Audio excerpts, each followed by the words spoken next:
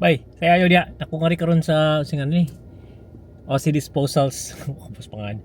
O si disposals. Usan ni siya nasa sa kilid sa 10th World. Usan ni siya sa mga places nga kanang pang outdoor shop. And I'll show you. Muna siya. Muna siya ang OC disposals. Ang siya mga gamit bay, mga jacket and everything else. So, yeah. Everything else. So, di ako bumarito mga outdoor shop, mga outdoor gears. And sa Pikas 10th World. Kanya kaninga shop bay, ang naani niya is that kanang nindot ni siya bitaw di mga outdoor siya kanang mga pang-camping, mga inana, mga tent. Pero di ni siya kanang kuan sa kanang camping outdoor nga hiking. Naani siya pang outdoor hiking, naasa ni siya kanang ang camping magud nga sa Australia more on kanang car camping o kanang caravan camping. So na mga caravan stuffs here, mga cooler, mga inana, mga dagkong tent, ana siya. I think sa Pilipinas kay wala dugay mo ko naka-larga sa Pilipinas sug sang car camping dire kay dagko kayo mga caravan nila, mga dagko kay mga trailer ba, and then kumpleto na sila kay because di basta-basta maghimog kayo kasi masunog just like in the Philippines. But the thing is in here na sila mga portable nga kanang kuan nga fire pit, portable nga mga lutuanan, mga sa ila mga lutuan magdala ni sila usahay kanang kuan cast iron na lutuan. So ana ba murag camping, murag dala sa balay sa gawas ba, but it's still camping. It's nice though. Paano ko kasuway ka ng inana, but more on ginagmay ra ko kay di man ko stress mo ko mag-drive kung nga dagkong caravan gunsa. And they're on sale right now, and it says stock take sale.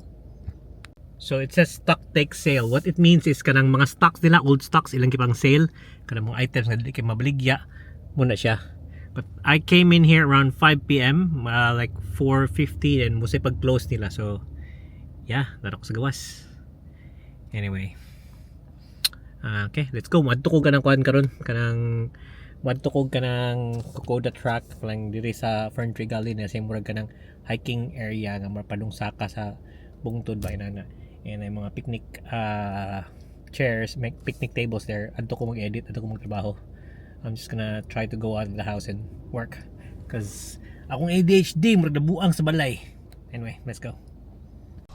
Nindot ni siya lugar diri bay, kanang diri ko mag-standby usahay but dili permi pero karon tanawang auto. Look at the car, it's just parked there. Yan ay hiking trail diri, diretso ka ngadto, medyo windy. Yan si babaw diha, tanang babaw, hiking trail po ni babaw diha.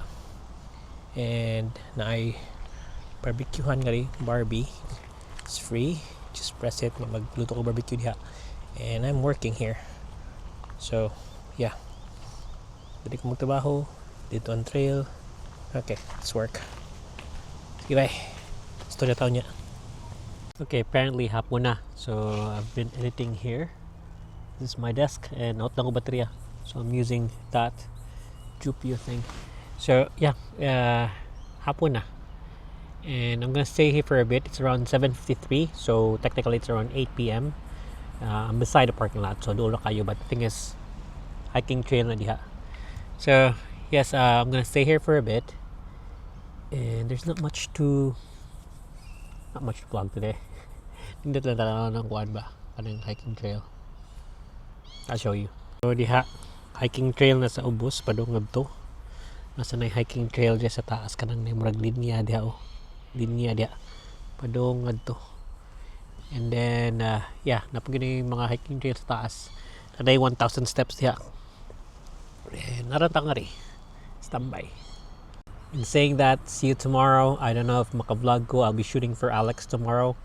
Yeah, I'll be shooting for Alex tomorrow, and it's gonna be a long day. I'm gonna start around 8:30 and I'm gonna end at 9:30, so that's gonna be around 13 hours of shooting tomorrow.